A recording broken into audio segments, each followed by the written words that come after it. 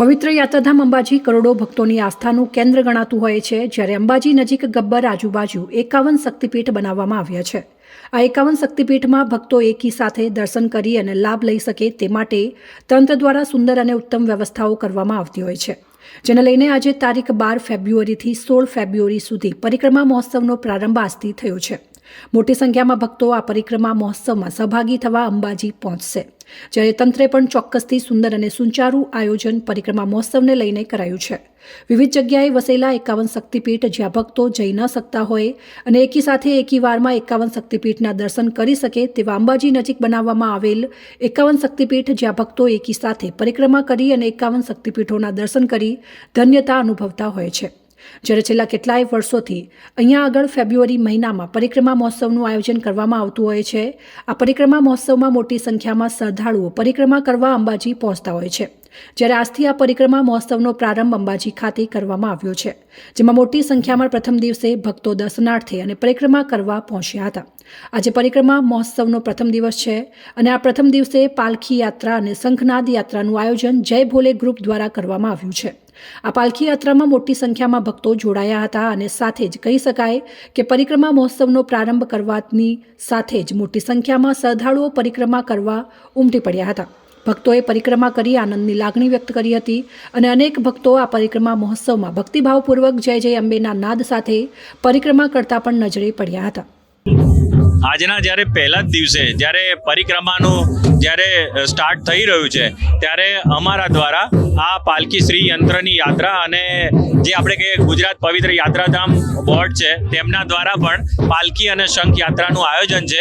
તો અમે ટોટલ 500 જણા સાથે અમે આ યાત્રાની શરૂઆત કરી રહ્યા છીએ અને અમારા ટોટલ ગ્રુપ મેમ્બર્સ બધા જ પોતાની જાતને આનંદ અનુભવીએ છીએ કે પરિક્રમાની શરૂઆત અમારા દ્વારા થઈ રહી છે. બાકીના 4 દિવસ પણ આયોજન બહુ જ સરસ છે. અમે અમારાથી જેટલી પણ યાત્રાઓ છે એ રોજ દિન પ્રતિદિન યાત્રાઓ કરીશું. આજની યાત્રા જે પાલકી યાત્રા છે અને સંઘ યાત્રા છે, તો આ બંને યાત્રા અમારા દ્વારા શરૂઆત થઈ રહી છે.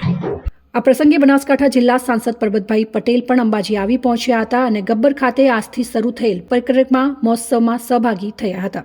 તેમણે મીડિયા સાથે વાતચીત કરતા જણાવ્યું હતું કે મા અંબામાં ભક્તોની અતૂટ આસ્થા અને શ્રદ્ધા જોડાયેલી છે. ભક્તો દૂર દૂરથી મા અંબાના દર્શન કરવા અંબાજી આવતા હોય છે, જ્યારે તત્કાલીન મુખ્યમંત્રી અને હાલના વડાપ્રધાન નરેન્દ્રભાઈ મોદીએ ભક્તોની આસ્થા અને શ્રદ્ધાને ધ્યાને રાખીને અહીંયા 51 મંદિર વિરાજમાન કર્યા છે અને જેને ભક્તો એકી સાથે 51 શક્તિપીઠમાં દર્શન કરી ધન્યતા અનુભવતા હોય છે. આ સાથે જ તંત્ર દ્વારા જે સુંદર આયોજન શ્રદ્ધાળુઓ માટે આ પરિક્રમા મહોત્સવને લઈને કરાયું છે તેની પણ માહિતી પરબતભાઈ પટેલે આપી હતી અને સાથે જ ભક્તોએ મોટી સંખ્યામાં આ પરિક્રમા મહોત્સવમાં પધારવા પણ આમંત્રણ પાઠવ્યું હતું. આ સાથે જ પરબતભાઈ પટેલે જણાવ્યું હતું કે મા અંબા સર્વે પર આશીર્વાદ રાખે, જિલ્લો અને પ્રદેશ ઉત્તરોત્તર પ્રગતિ કરે તેવા આશીર્વાદ મા અંબા આપે તેવી પણ તેમણે પ્રાર્થના કરી હતી. મા અંબાના ધામમાં અંબામાં એકલા પણ 51 શક્તિપીઠ જે મિત્રો આ કરનાર અત્યારના દેશના લોકલાલીના પ્રધાનમંત્રી ને તત્કાલીન મુખ્યમંત્રી નરેન્દ્રભાઈ મોદીએ 51 શક્તિપીઠને મિત્રો મા અંબાના ધામમાં બિરાજમાન કર્યા.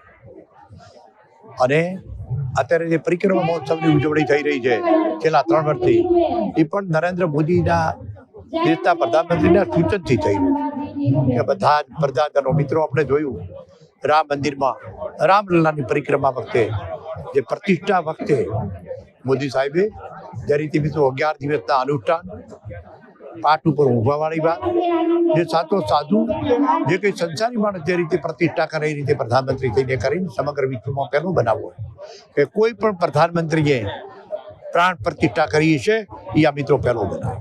અને અત્યારે ત્યારે એના ધામમાં અત્યારે આપણે મિત્રો જોઈ રહ્યા છીએ. હમણાં જો એક બેનને પૂછી રહ્યું હતું કે બેન કેવું લાગે છે, ત્યારે કંઈ મા અંબાના ધામમાં આવે એટલે બધું ભૂલી જાઓ. મા અંબા પ્રત્યેનો અતૂટ વિશ્વાસ અને શ્રદ્ધા, અતૂટ વિશ્વાસ અને શ્રદ્ધા તો ખરી જ, પણ ઘણા લોકો 51 શક્તિપીઠના દર્શન કરવા માટે જુદા જુદા દેશોમાં જવું શક્ય જ નહોતું કે 51 શક્તિપીઠનો તે દર્શન કરે. પણ પહેલા દેશના પ્રધાનમંત્રીને તત્કાલીન મુખ્યમંત્રી નરેન્દ્રભાઈ મોદીને એવું થયું કે બધા લોકો એક જ જગ્યાએ 51 શક્તિપીઠના દર્શન કરે, એટલા માટે 51 શક્તિપીઠને અહીં બિરાજમાન કરી. 51 શક્તિપીઠના પોતપોતાના રિવાજ પ્રમાણે જે મિત્રો 51ની પૂજા પણ અલગ જાય. અને ત્યારે 5 દિવસ 12 થી 16 સુધી જ્યારે મહોત્સવ ચાલવાનો છે, સમગ્ર દેશમાંથી મિત્રો મારા યાત્રિકો, ધર્મપ્રેમી જનતા, ભક્તજનો જ્યારે આવવાના છે એનો લાભ લેશે. અને અત્યારે આપણે જોઈએ છીએ કે કેટલા ધામ ઉત્સવ હાથે બધા જ પ્રસંગો જેમાં એમ વરઘોડાની રીતે મિત્રો બધા જ મિત્રો જઈ રહ્યા છે.